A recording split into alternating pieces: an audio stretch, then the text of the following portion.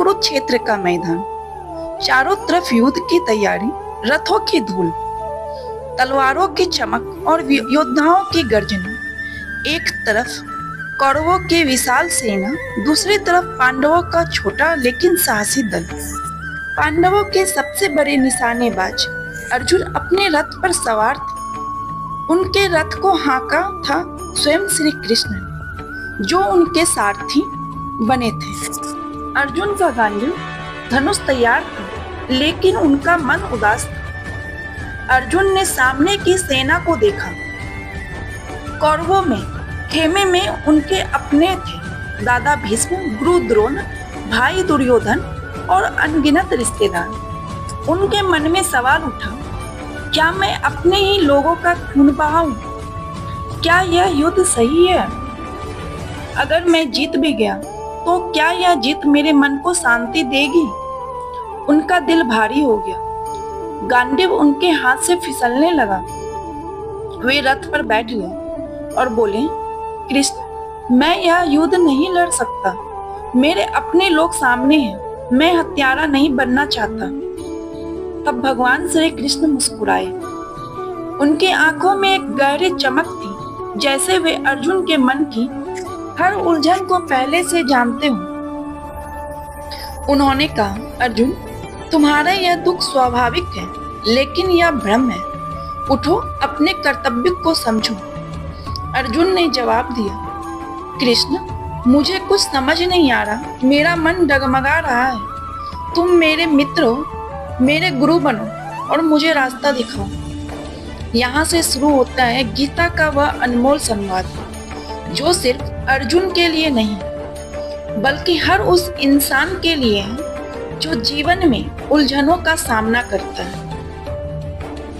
श्री कृष्ण ने अर्जुन को समझाना शुरू किया, अर्जुन, तुम जिस शरीर की चिंता कर रहे हो वह नश्वर है।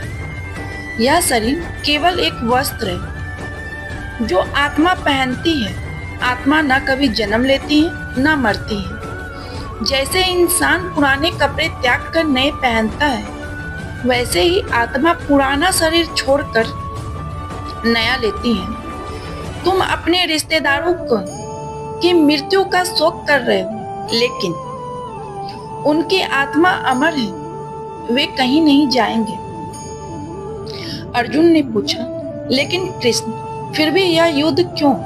अगर आत्मा अमर है तो मैं अपने कर्तव्य को कैसे समझूं? कृष्ण ने जवाब दिया, तुम एक योद्धा हो। तुम्हारा धर्म है युद्ध करना, अन्याय के खिलाफ लड़ना। अगर तुम पीछे हटे तो तुम न सिर्फ अपने कर्तव्य से भागोगे, बल्कि समाज को गलत संदेश दोगे। कर्म करो, फल की चिंता मत करो। कृष्ण ने अर्जुन को कर्मयोग का रास्ता दिखाया। अर्जुन, जीवन में हर इंसान को कर्म करना पड़ता है, लेकिन कर्म को आसक्ति के बिना करो। न जीत की लालसा, न हार का डर। बस अपने कर्तव्य पर ध्यान दो। तुम एक योद्धा हो। तुम्हारा काम युद्ध करना है। यह युद्ध तुमने नहीं चुना, यह तुम्हारे सामने आया है। अगर तुम इसे छोड़कर भागे तो तुम्हारा मन हमेशा अपराध बोध से भरा रहेगा।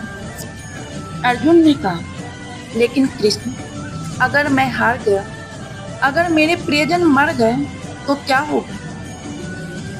तब भगवान श्री कृष्ण ने जवाब दिया, हल्की चिंता छोड़ो, तुम सिर्फ अपने कर्म पर ध्यान दो।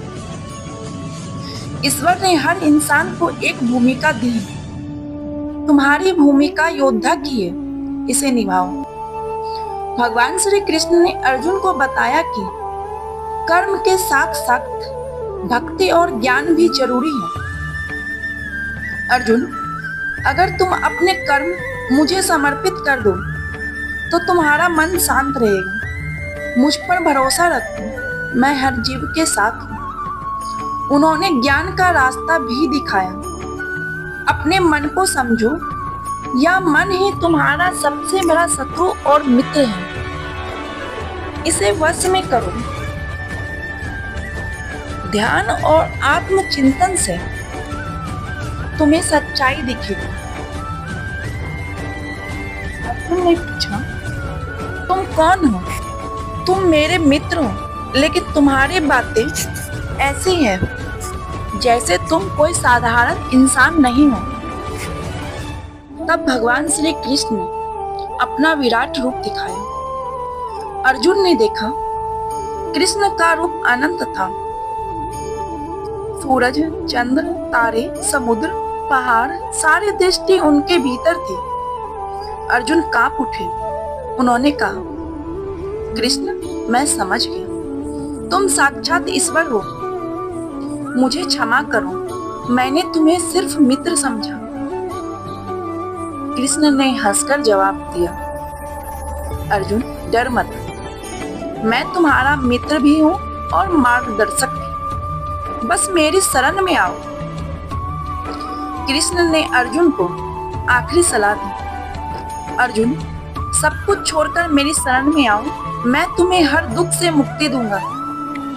लेकिन यह तुम्हारा निर्णय है। मैं तुम्हें ज्ञान दे दिया, अब तुम्हें चुनना है। अर्जुन का मन अब शांत था। उनके सारे संदेह मिट चुके थे। उन्होंने गांडीव उठाया और कहा, कृष्ण, मैं तैयार हूँ। मैं तुम्हारी शरण में हूँ। अब मैं युद्ध लड़ूंगा, लेकिन तुम्हारे लिए। कुरुक्षेत्र का युद्ध हुआ। अर्जुन ने पूरे साहस के साथ लड़ाई लड़ी। श्री कृष्ण उनके साथ थे। हर कदम पर पांडवों की जीत हुई। लेकिन यह जीत सिर्फ युद्ध की नहीं थी, यह अर्जुन के मन की जीत थी, जो अंधेरे से उजाले की ओर बढ़ा था।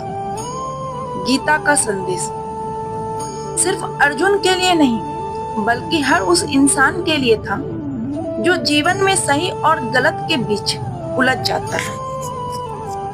गीता की कहानी हमें सिखाती है कि जीवन में उलझने आएगी, लेकिन अगर हम अपने कर्तव्य को समझें, मन को वश में करें और ईश्वर पर भरोसा रखें, तो हम हर मुश्किल से पार पा सकते हैं। यह कहानी सिर्फ युद्ध की नहीं, बल्कि मन के युद्ध की है, जो हम सब हर दिन लड़ते हैं। तो प्रिय दोस्तों, ये थी हमारी आज की छोटी सी कहानी।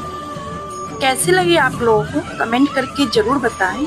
और हाँ दोस्तों, इस कहानी में गीता का कौन सा सबक आपको सबसे ज्यादा प्रेरित करता है, ये भी हमें कमेंट के माध्यम से जरूर बताएं। और वीडियो को लाइक करें, अपने फैमिली एंड फ्रेंड्स के साथ ज़्यादा से ज़्यादा शेयर करें और चैनल को सब्सक्राइब करके बेल आइकन पे प्रेस कर दें, जिससे कि हमारी आने वाली प्रेरणादायक कहानियाँ सबसे पहले आप तक पहुँच सके। मिलती हूँ इसी तरह फिर किसी न्यू वीडियो में।